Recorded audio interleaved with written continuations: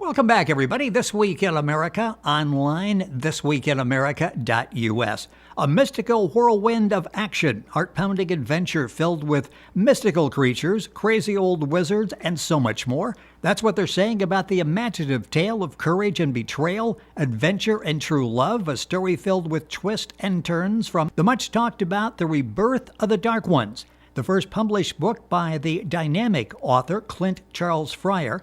In a world of swords and sorcery, a young man named Fu is in love with a peasant girl, a slave girl that he has never met. He rescues her from her gargoyle master, and thus begins a whirlwind adventure that takes him to another time and place where they are caught up in the ultimate battle between good and evil.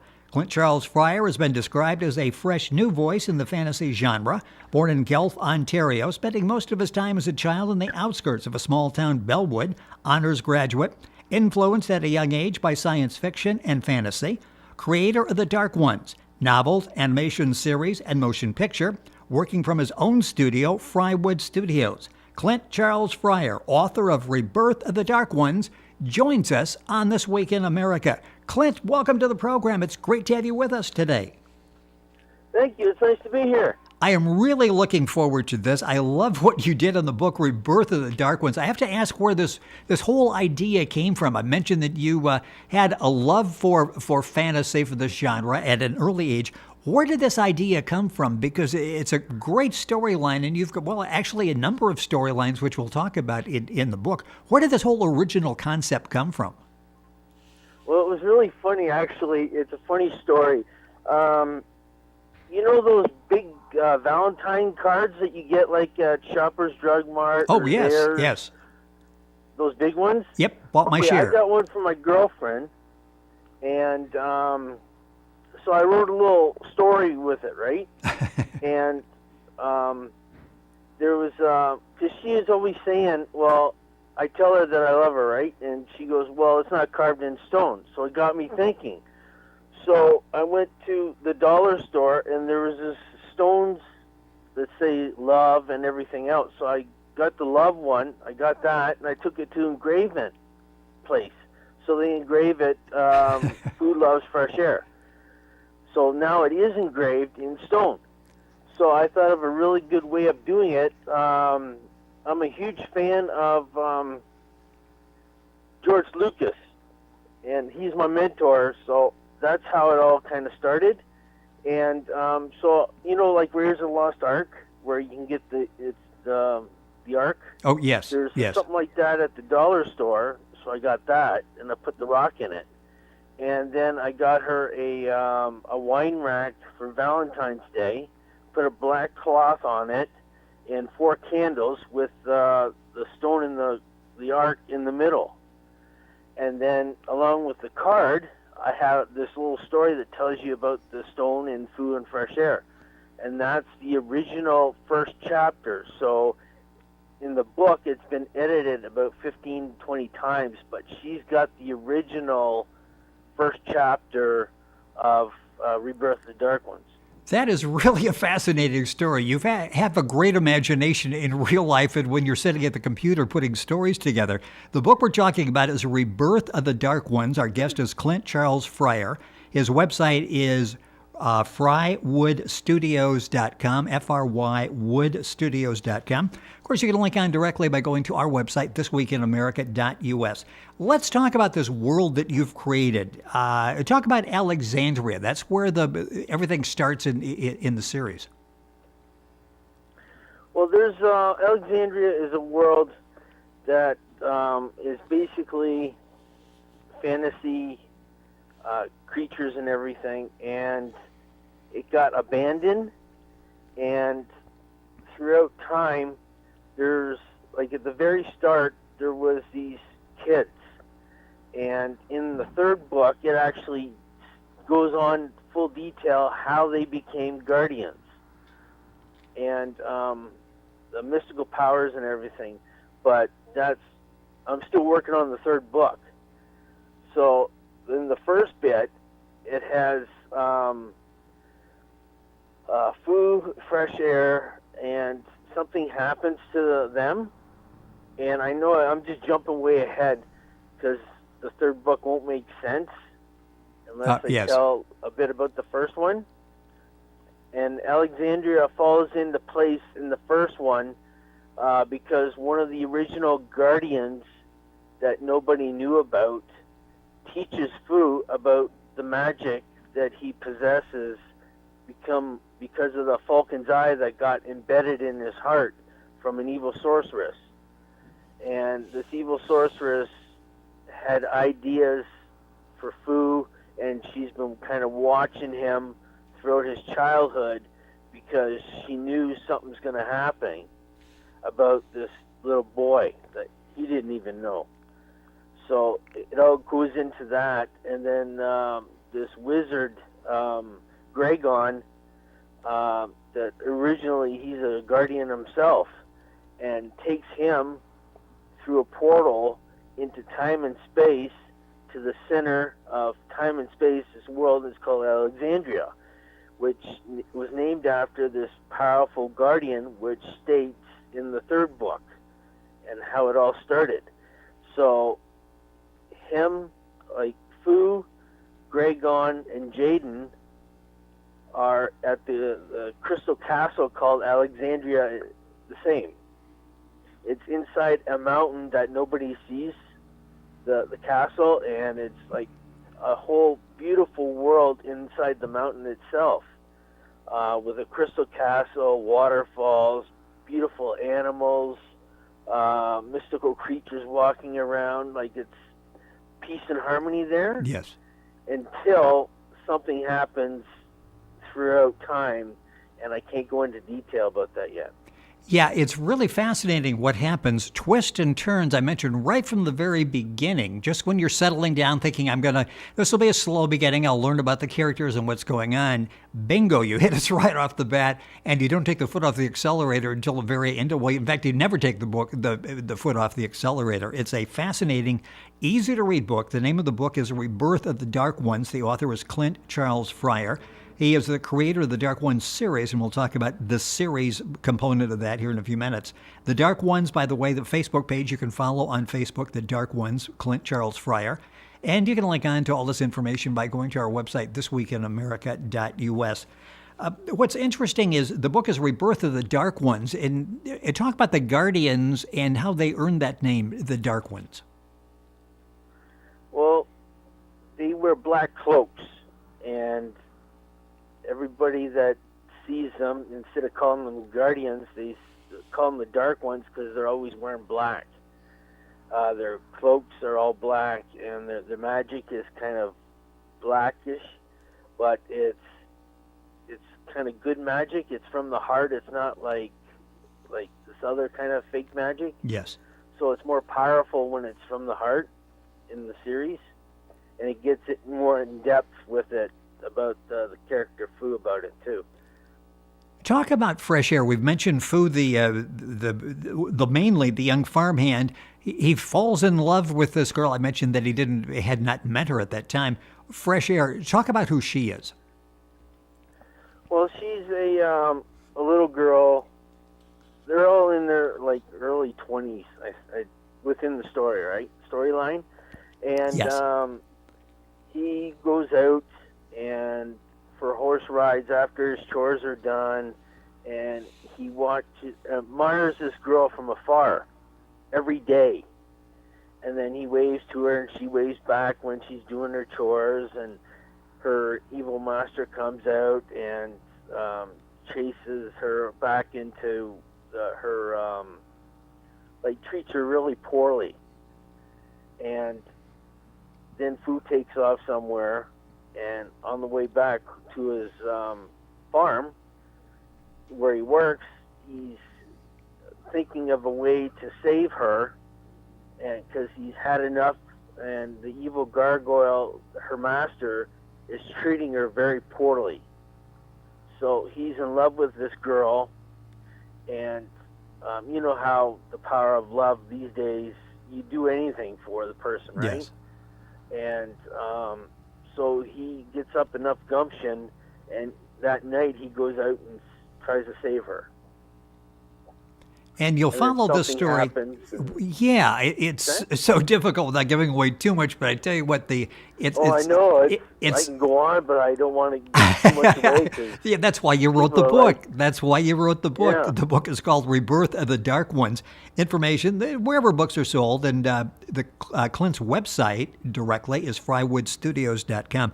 Information there on the Dark Ones series, information on Clint, background information on the book as well. One of the reviews says the story successfully intertwines the genres of narrative, adventure, fantasy, and romance with a good balance of each to appeal to many different readers.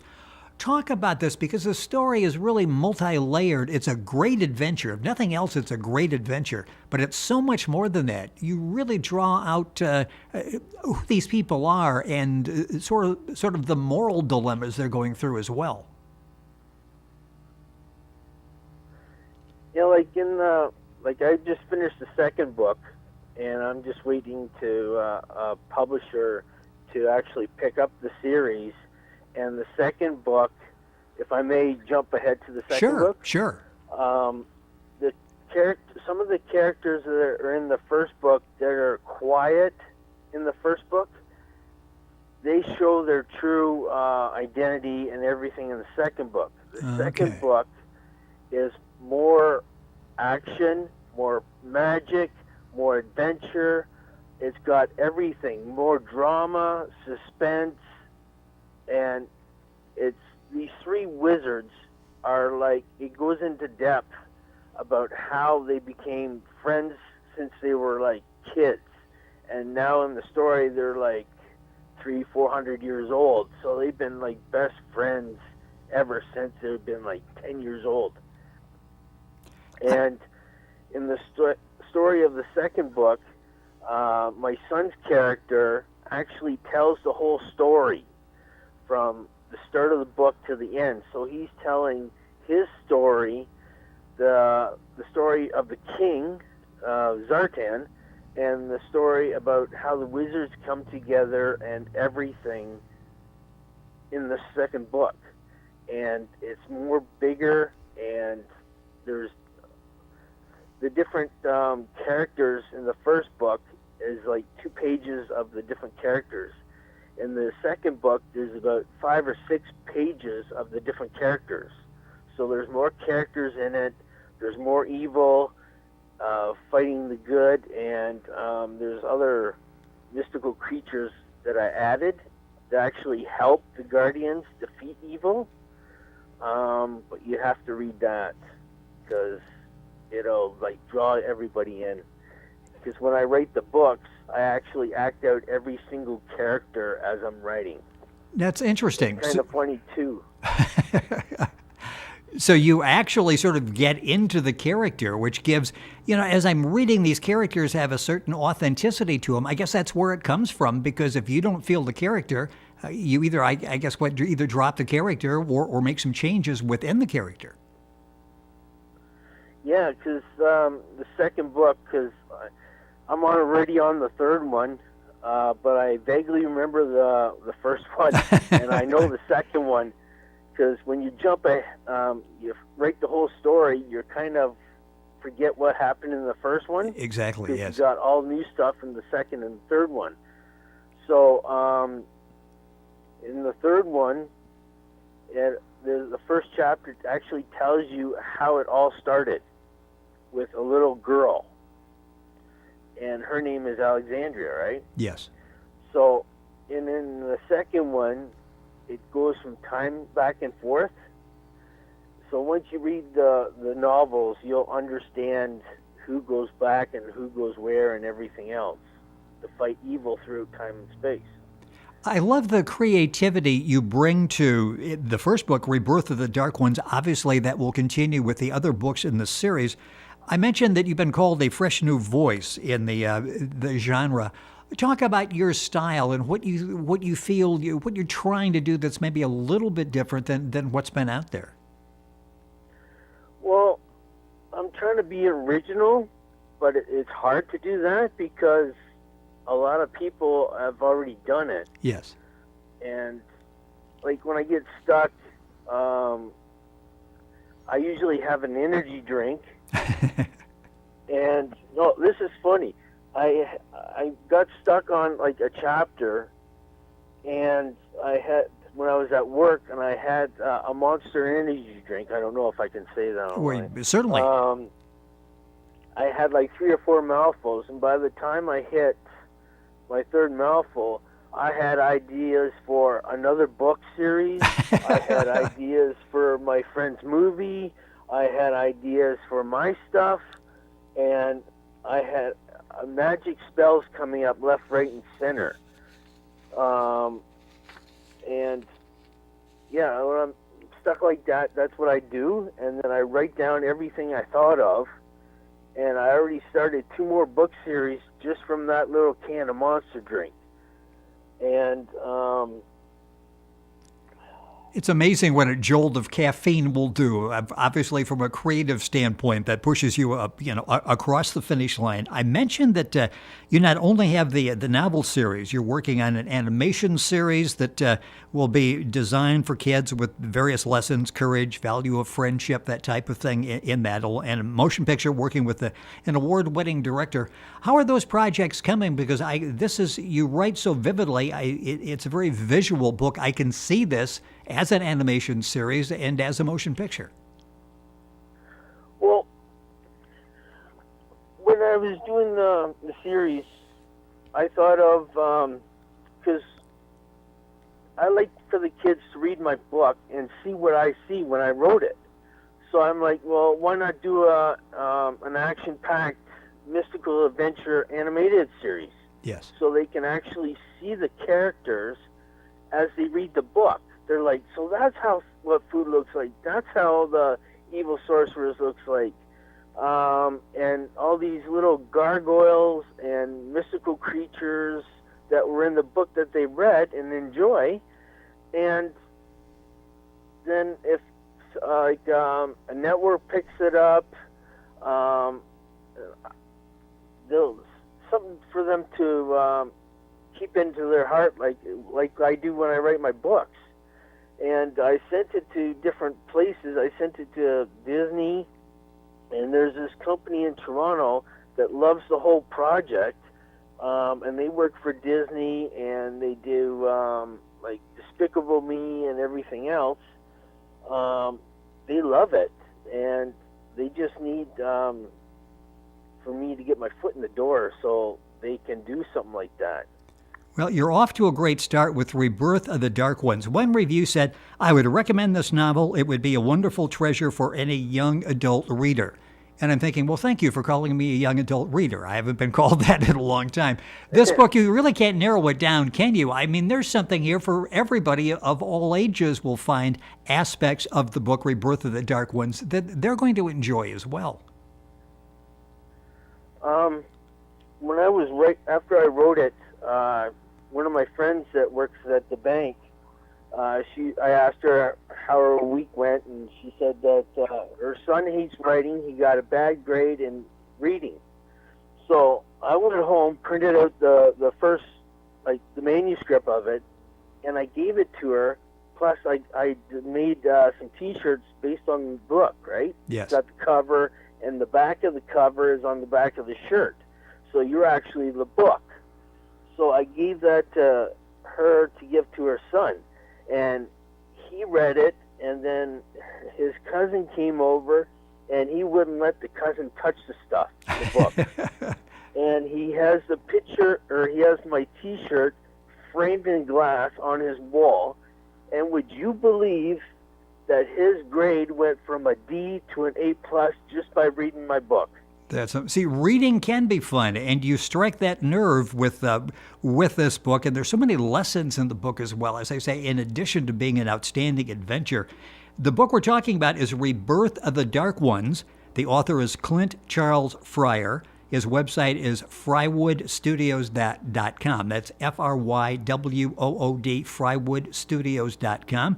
He's the creator of the Dark Ones series. You can find him on Facebook, The Dark Ones, with Clint Charles Fryer. And you can link onto all that by going to our website, thisweekinamerica.us. At the website, you'll find out the background and can order Rebirth of the Dark Ones. You'll find out about the sequels, all of the projects that Clint has going on.